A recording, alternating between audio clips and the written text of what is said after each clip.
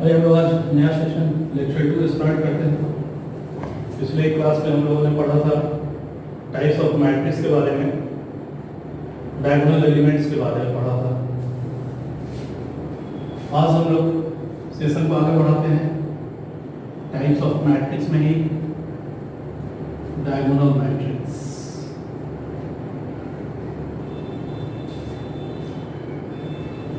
नाम से जाहिर है डायगोनल मैट्रिक्स। पिछले क्लास में बोला गया था कि डायगोनल वर्ड जब भी एग्जिस्ट करेगा इसका मतलब ये है कि मैट्रिक्स निश्चित रूप से स्क्वायर होगा, यानी एक ऐसा स्क्वायर मैट्रिक्स, यानी ए अगर कोई स्क्वायर मैट्रिक्स है, if A is any square matrix then all terms should be 0 except diagonal।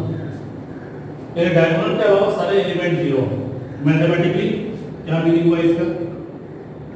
That is aij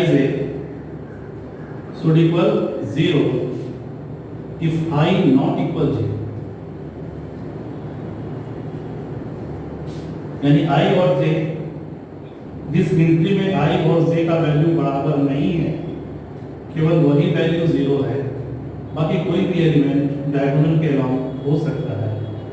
as for example a equal a0 0 0 b 0 0 0 c, केवल डायगोनल में एलिमेंट एग्जिस्ट कर रहा है, इसके अलावा सारे element 0। That is a12 1 not equal to तो value 0, a13 1 not equal 3 then value 0, a21 2 not equal 1 0, a23 2 not equal 3 0, similarly 31 and 4 32। इसी को हम लोग रिप्रेजेंट ऐसे भी कर सकते हैं, diagonal a equal a b c, यानी कहने का मतलब अगर डायगोनल ऑफ p इक्वल 1 2 3 है तो इसका क्या मीनिंग होगा? 1 0 0 0 2 0 0 0 3। This is the meaning of diagonal matrix. Clear?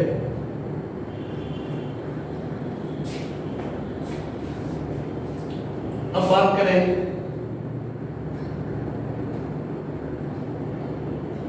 Scalar matrix की। स्केलर मैट्रिक्स का मीनिंग क्या होगा? एक ऐसा डायगोनल मैट्रिक्स, यानी कि एक ऐसा स्क्वायर मैट्रिक्स। डायगोनल मैट्रिक्स होने के लिए मैट्रिक्स को स्क्वायर भी होना होगा, यानी अगर ए कोई डायगोनल मैट्रिक्स है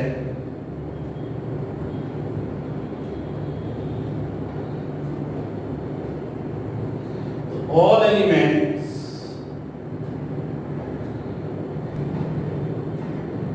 should be 0 except diagonal element and they should be of equal magnitude। यानी डायगोनल में जो एलिमेंट एग्जिस्ट करे वो एलिमेंट आपस में इक्वल हो, साथ ही साथ उसके अलावा सारा एलिमेंट 0 हो। Mathematically aij equal 0 if I not equal j and this should equal k if I equal 0। यानी जहां पर डायगोनल एलिमेंट है वहां सारे वैल्यू बराबर हो और उसके अलावा सारे वैल्यू का मान 0 हो। As for example x 0 0 0 x 0 0 0 x, यानी जितने भी स्केलर मैट्रिक्स हैं वो सब डायगोनल मैट्रिक्स हो सकते हैं, लेकिन जितने डायगोनल मैट्रिक्स हैं वो 0 वो सब स्केलर नहीं हो सकते, क्योंकि स्केलर होने के लिए जरूरी है कि डायगोनल में जो भी एलिमेंट है वो इक्वल हो और उसके अलावा सारा element 0। As for example q equal 4 0 0 0 4 0 0 0 इसलिए मैंने स्केलर मैट्रिक्स पे डायगोनल मैट्रिक्स भी लिखा है कि जितने भी स्केलर है वो डायगोनल है, लेकिन डायगोनल को स्केलर नहीं लिखा। Every scalar matrix will be diagonal and vice versa is not possible. तो ये हुआ डायगोनल मैट्रिक्स के बारे में। तो दो मैट्रिक्स, पहले डायगोनल एलिमेंट, उसके बाद फिर डायगोनल मैट्रिक्स, फिर स्केलर मैट्रिक्स। बात करते हैं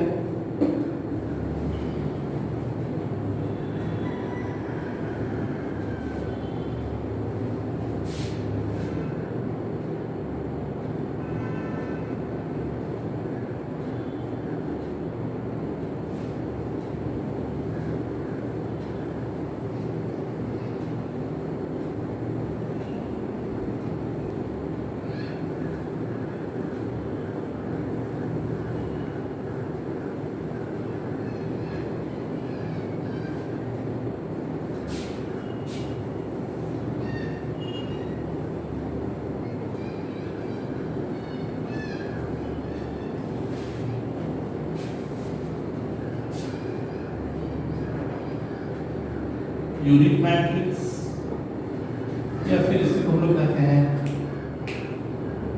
आइडेंटिटी मैट्रिक्स। यूनिट मैट्रिक्स या आइडेंटिटी मैट्रिक्स।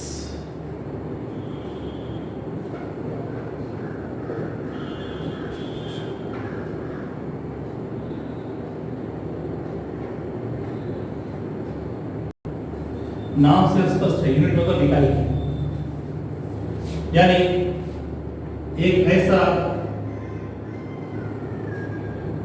डायगोनल मैट्रिक्स या फिर स्केलर मैट्रिक्स, ज्यादा अच्छा होगा अगर स्केलर मैट्रिक्स कहें हम लोग। एक ऐसा scalar matrix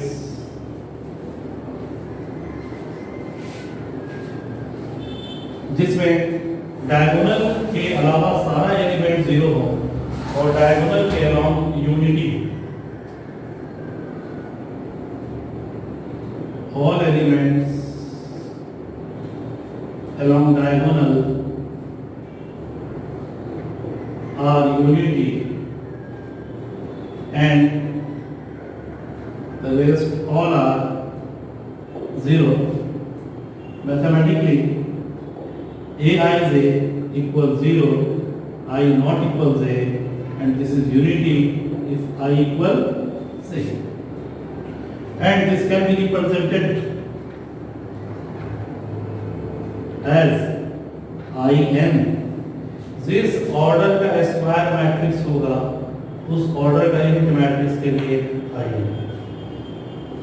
as for example I2 की बात करें तो 1 0 0 1 1 1 2 2 1 equal 1 2 equal 2 के लिए unity, I not equal 0 1 not equal 2 2 not equal 1, that is 0। I3 1 0 0 0 1 0 0 0 1 A11 A22 A3 I equal 0 1, उसके अलावा जितने भी वैल्यू है सब 0, that is 1 2 1 3 2 1 2 3 3 1 3 2, इन सबों के ये value 0। This is known as unit matrix या आइडेंटिटी मैट्रिक्स। यानी कह सकते हैं यूनिट मैट्रिक्स एक तरह का स्केलर मैट्रिक्स भी है, क्योंकि डायगोनल के अराउंड एलिमेंट इक्वल है 1 1 1। यहीं से थोड़ा सा हम लोग सेशन आगे बढ़ाए जाएगा और एक पॉइंट देखें, स्केलर मल्टीप्लिकेशन, फिर टाइप्स ऑफ मैट्रिक्स में आएंगे। ऑफ मैट्रिक्स स्केलर मल्टीप्लिकेशन का क्या बनेगा? The word scalar, the physical quantity possess only magnitude, यानी कि किसी पार्टिकुलर मैग्नीट्यूड से, किसी पार्टिकुलर नंबर से किसी मैट्रिक्स में मल्टीप्लाई करेगा। यानी अगर मैट्रिक्स P है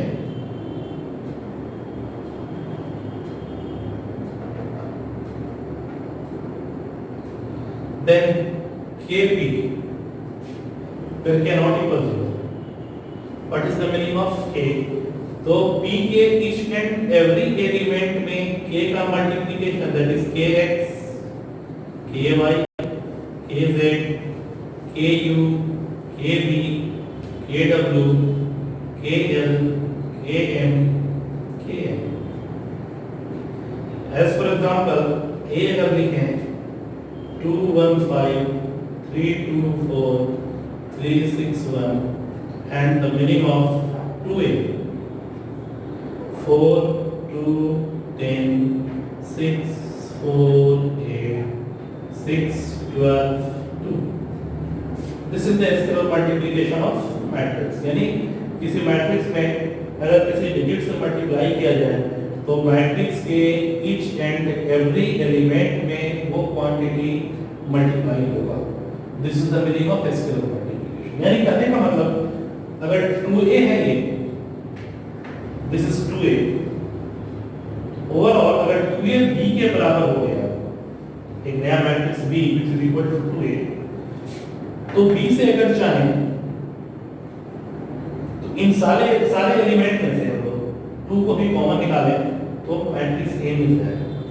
that is a can be written as 1/2b and 1/2b का मतलब मैट्रिक्स a. यानी किसी भी मैट्रिक्स से अगर कोई term as a common factor बाहर निकाल रहा है तो मैट्रिक्स के ईच एंड एवरी एलिमेंट से वो बाहर निकलेगा. जैसे 2 अगर इसमें से बाहर निकाला तो केवल एक रो या एक कॉलम से बाहर नहीं, ईच एंड एवरी एलिमेंट से बाहर निकाला जाएगा. दैट इज अगर 2 बाहर निकाला जाए this becomes 2 1 5 3 2 4 3 6 and 1 equal matrix. यानी अगर मल्टीप्लाइड हो रहा है हर एक एलिमेंट में तो कॉमन भी निकालेंगे तो हर एक elements. This is the meaning of scalar multiplication of matrix. तो अगर हम लोग बात करें थोड़ा सा यूनिट मैट्रिक्स अभी देखे ही थे, थोड़ा सा इसको रिलेट करें अगर हम लोग स्केलर मल्टीप्लिकेशन को स्केलर मैट्रिक्स से, तो सपोज कीजिए कोई स्केलर मैट्रिक्स है हमारे पास A equal x 0 0 0 x 0 0 0 x. If this is any scalar matrix है क्योंकि डायगोनल में एलिमेंट है और वो सब इक्वल है और डायगोनल के अलावा सारे एलिमेंट्स 0. तो अगर x हम कॉमन निकालें तो देखिए क्या आया.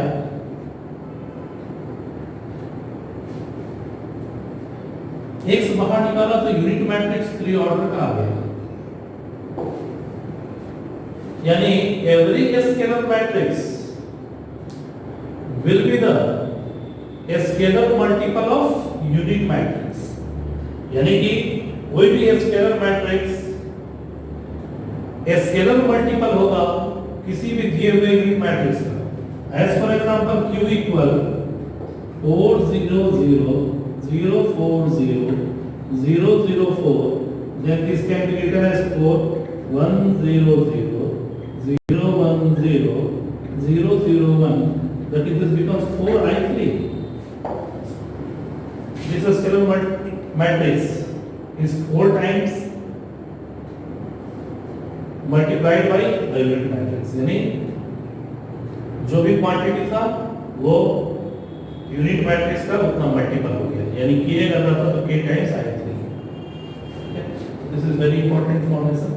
किसी भी कोई भी scalar matrix will be any scalar matrix will be the scalar multiple of any unit matrix.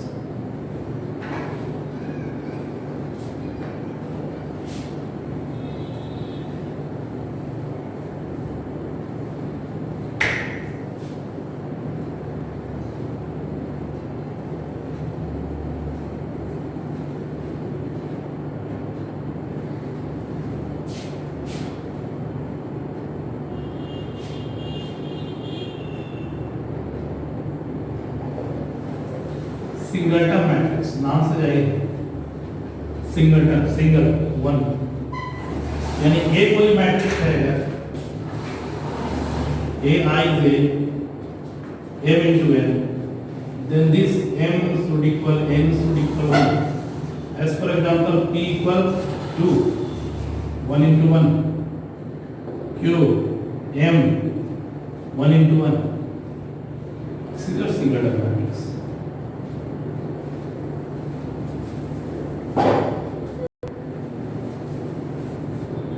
Upper triangular matrix. Upper triangular matrix नाम आपका काम उल्टा।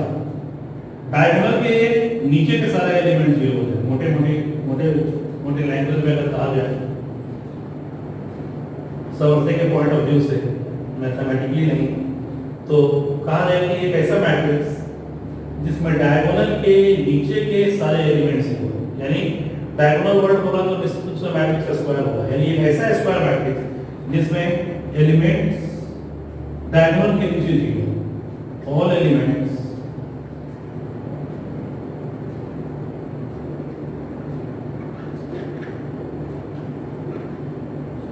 below diagonal of any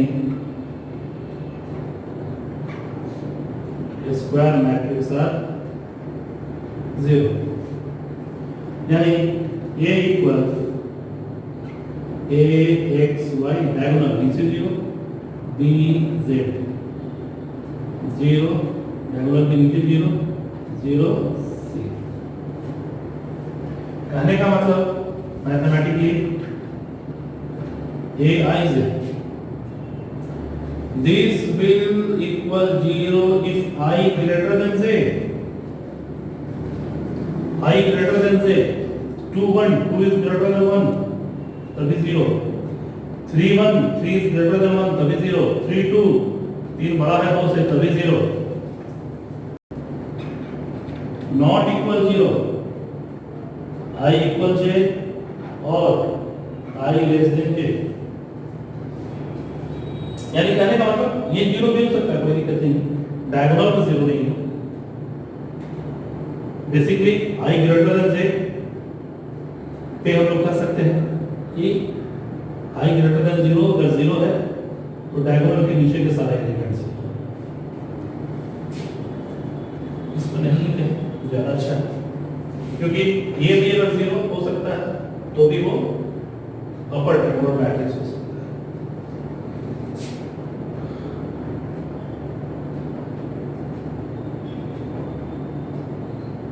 इसी बात को उल्टा बोले अगर डायगोनल ऊपर से,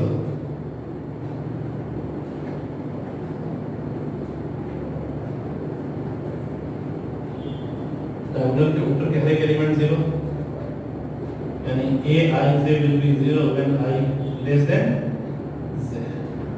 This is your 1 to 1 3.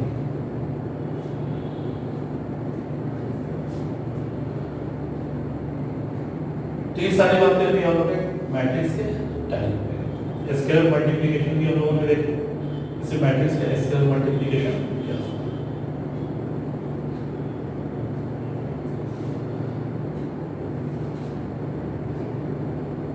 अब बात करें अगर हम लोग इक्वालिटी ऑफ मैट्रिसेस, दो मैट्रिसेस इक्वल कब होंगे, इक्वालिटी कब होल्ड करेगा, यानी दो मैट्रिक्स अगर दिए हुए हैं वो दोनों मैट्रिक्स की इक्वालिटी होल्ड करने का नेसेसरी एंड सफिशिएंट कंडीशन क्या है। पहली बात,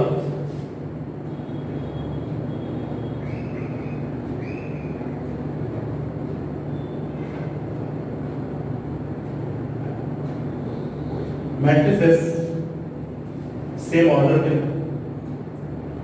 क्योंकि इक्वालिटी हमेशा एक जैसी चीजों की जाती है।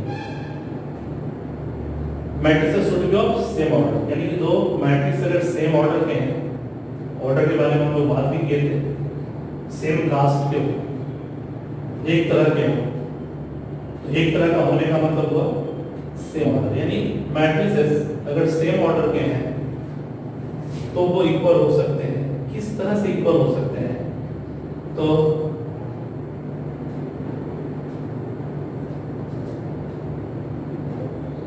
their corresponding elements should be equal और उसके कॉरेस्पॉन्डिंग एलिमेंट इक्वल हो जाए। कॉरेस्पॉन्डिंग एलिमेंट कहने का मतलब मैट्रिक्स ए का कोई एलिमेंट जिस रो और जिस कॉलम का है, मैट्रिक्स बी का भी एलिमेंट उसी रो और उसी कॉलम का होना चाहिए। मोटे मोटे तौर पर अगर हम लोग देखें, अगर ए है या x plus y 2 4 x minus y 6 2 4 8, कहा जाए x और y के किस वैल्यू के लिए ये दो मैट्रिक्स इक्वल है। तो पहली बात तो ये भी 2 into 2 का मैट्रिक्स है, ये भी 2 into 2 का मैट्रिक्स है, दोनों मैट्रिक्स सेम ऑर्डर है, तो इक्वालिटी होल्ड करेगा। इक्वालिटी होल्ड किया तो उसके कॉरेस्पॉन्डिंग एलिमेंट भी इक्वल होंगे, यानी कि x plus y 6 के बराबर होंगे, 2 2 के बराबर है, 4 4 के बराबर है, and x minus y should be 8, that is 2x equal 14 and x equal 7 and y equal -1, यानी x 7 है और y -1 है, तो x और y के इस वैल्यू के लिए ये दो मैट्रिक्स इक्वल है। शेप भी आप कर सकते हैं 7 minus 1 that is 6, ठीक है, 7 minus minus plus 7 plus 1 that is 8। तो इक्वालिटी ऑफ मैट्रिसेस पे बहुत सारे क्वेश्चंस मिलेंगे, वैल्यू फाइंड आउट करने के लिए डिफरेंट वेरिएबल के फॉर्म में, तो उस पे इजी वे में इसको आप बना सकते हैं कि जब दो मैट्रिक्स इक्वल है जिसका मतलब उसके कॉरेस्पॉन्डिंग एलिमेंट्स आपस में इक्वल है, वेरिएबल के बीच में रिलेशन रखकर आप उसको सॉल्व आउट कर सकते हैं, फाइंड आउट कर सकते हैं।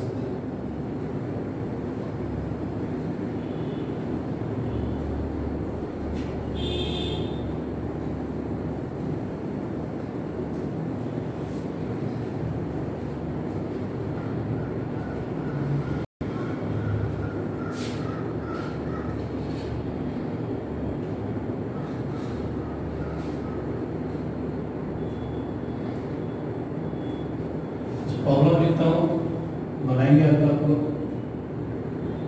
जैसे फॉर्म है matrix of 3 to 2 order if पहला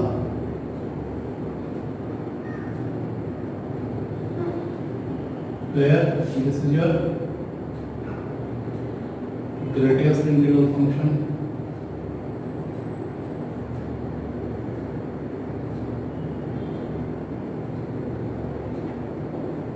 this is your fractional part,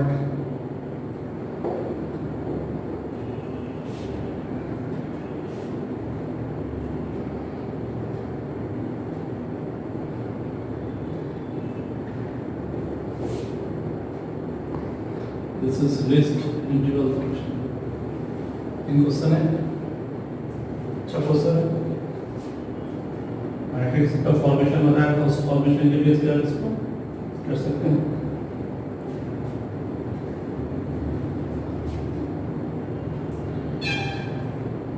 अब कुछ क्वेश्चन जैसे कहें एक मैट्रिक्स ए है,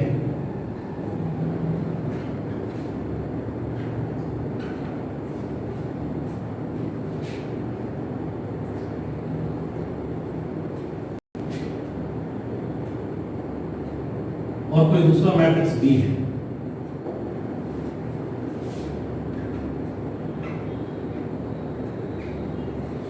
ऑपरेशन ऑफ मैट्रिक्स की बात हम लोग कर रहे हैं,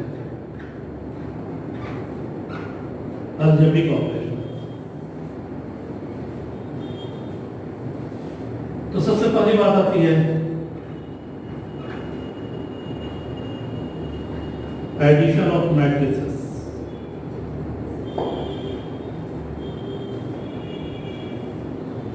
तो एक वर्ड है conformable, कॉन्फर्मेबल,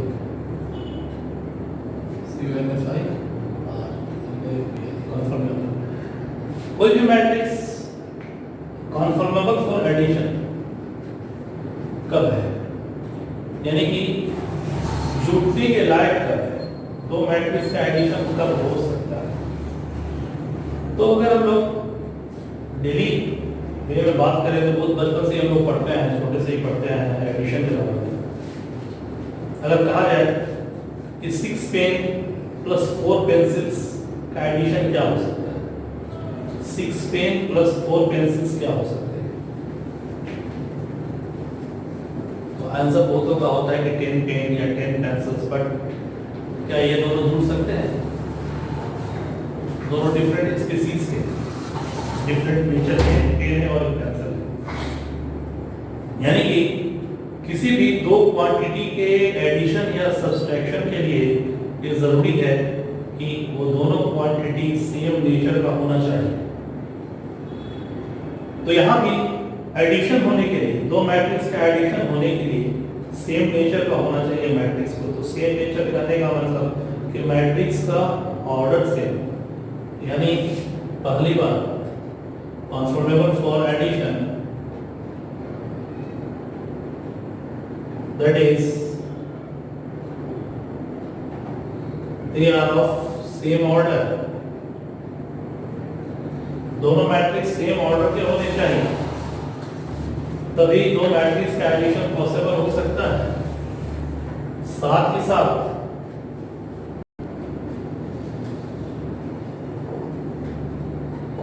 their corresponding elements can be added or subtracted। उसके corresponding एलिमेंट ही ऐड हो सकते हैं या सब्सट्रैक्ट हो सकते हैं। तो अगर मैट्रिक्स A है और B है, इन दोनों को अगर ऐड करने कहा जाए तो क्या ये कंफर्मेबल है एडिशन के लिए? तो नहीं है। क्यों? क्योंकि ये 2 into 2 का मैट्रिक्स है, ये 2 into 3 का मैट्रिक्स है। तो A plus B does not exist, क्योंकि दोनों का ऑर्डर सेम नहीं। हाँ, अगर हम लोग कुछ ऐसा कर दें तो अब कहा जा सकता है कि दो मैट्रिक्स का एडिशन पॉसिबल है, क्योंकि ये भी हो गया 2 into 2। अब एग्जिस्ट करें, now the addition of A plus B will exist, यानी A plus B अगर करना हो तो उसके कॉरस्पॉन्डिंग एलिमेंट का एडिशन, दैट इज 6 3 9 2 1 3 1 2 3 4 1। अब इसी में थोड़ा सा हम लोग आगे बढ़ाए और अब कहा जाए find 6A minus 2B plus 8, then what is the meaning of this expression plus 8? दो मैट्रिक्स का एडिशन हमेशा एक मैट्रिक्स ही देगा, और जिस ऑर्डर का मैट्रिक्स होगा वही ऑर्डर का मैट्रिक्स देगा। साथ ही साथ आप मैट्रिक्स को एक्सपेंड नहीं कर सकते, मैट्रिक्स हमेशा अपने ओरिजिनल फॉर्म में ही रहता है। यानी इन सब का एडिशन भी एक मैट्रिक्स ही होना चाहिए और उसी ऑर्डर का होना चाहिए जिस ऑर्डर का A और B है, बट यहाँ ऐड का एडिशन हो रहा है। तो मैट्रिक्स में जब भी कोई एक सिंगल क्वांटिटी हो, कोई एक इंटीजर हो या फिर कोई भी एक रेशनल नंबर हो, तो उसका मीनिंग क्या है ये देखिए। यानी मैट्रिक्स में चेंज करने के लिए this must be of unit matrix, that is जिस ऑर्डर का A और B होगा उसी ऑर्डर का ये यूनिट मैट्रिक्स होगा, that is this is the meaning of 8, that is 8 by 2। और इससे पहले भी हम लोगों ने बताया अभी स्केलर मल्टीप्लिकेशन के बारे में कि कोई भी स्केलर मैट्रिक्स जो है वो scalar multiple of unit matrix होता है। अब इजी वे में ऐड किया जा सकता है 6A 18 12 6 24 minus 2B का meaning 12 2 4 and 8I2 that is 8008। 18 12 6 8 14 12 2 10 6 4 2 24 2 22 8 30। This is the meaning of 6a minus 2b plus 8। तो अब जहां भी केवल कोई एक इंटीग्रल वैल्यू किसी भी एडिशन में जुड़ा हुआ हो तो उसको आप हमेशा यूनिट मैट्रिक्स से मल्टीप्लाई करेंगे। इस चीज को ध्यान में रखते हुए कि ए और बी या फिर जो मैट्रिक्स जिसके लिए कंफर्मेबिलिटी हो रही है वो किस ऑर्डर का है, और मैट्रिक्स का एडिशन अगर पॉसिबल नहीं हो रहा है then this will be known as non conformable for addition, यानी कि एडिशन के लायक वो नहीं है। लायक नहीं होने का एकमात्र मतलब होता है कि मैट्रिक्स जो है वो डिफरेंट ऑर्डर का है। डिफरेंट ऑर्डर का है इसका मतलब एडिशन के लायक नहीं है, दैट इज नॉन कंफर्मेबल। इसी पे एक और प्रॉब्लम अगर हम लोग देखें थोड़ा सा,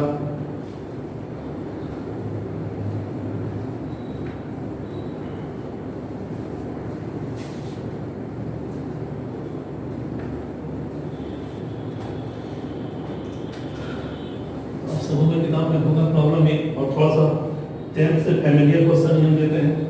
सपोज कीजिए x प्लस 2y एक मैट्रिक्स है 2 1 5 4 एंड 2x माइनस y 6 0 2 4। तो कहा जाए find x and y।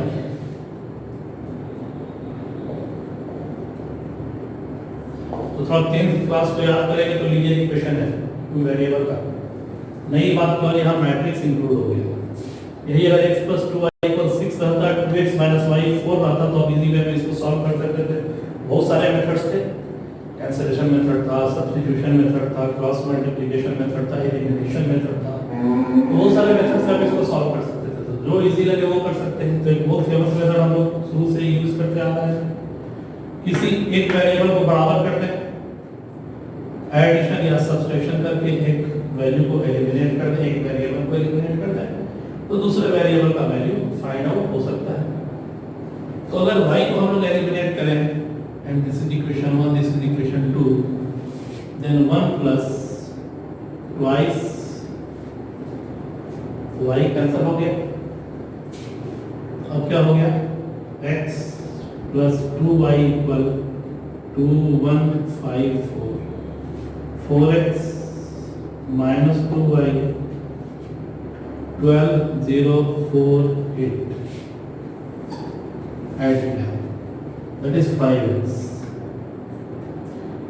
14 1 plus 0 1 5 plus 4 9 4 plus 8 12 and the x will be 14 by 5 1 by 5 9 by 5 and 12 by 5।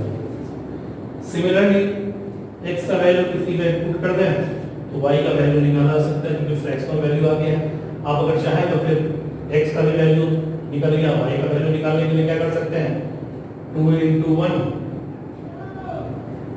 2 से इक्वेशन 1 में मल्टीप्लाई करके माइनस कर दें इक्वेशन 2 को, तो 2x 4y 4 2 10 8 and 2x minus y।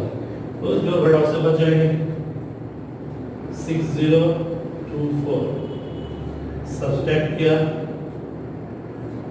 5y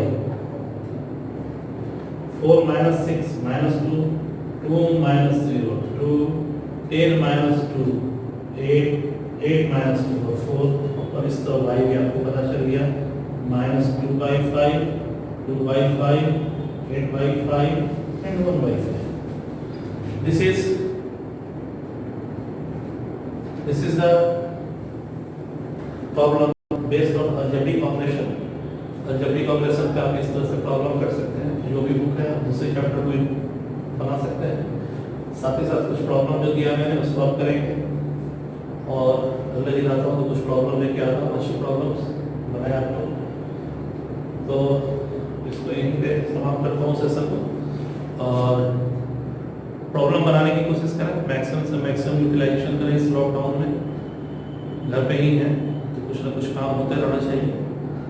जो भी किताब आपके पास हो, कोई ज़रूरी नहीं है कि कुछ जिसके पास जैसी बुक हो उस बुक को उठाएं, और जो भी कॉन्सेप्ट दिया उस कॉन्सेप्ट से यहाँ तक है तो कहीं से भी कोई प्रॉब्लम हो सकता है। तो wish you all the best, please like subscribe and share the channel.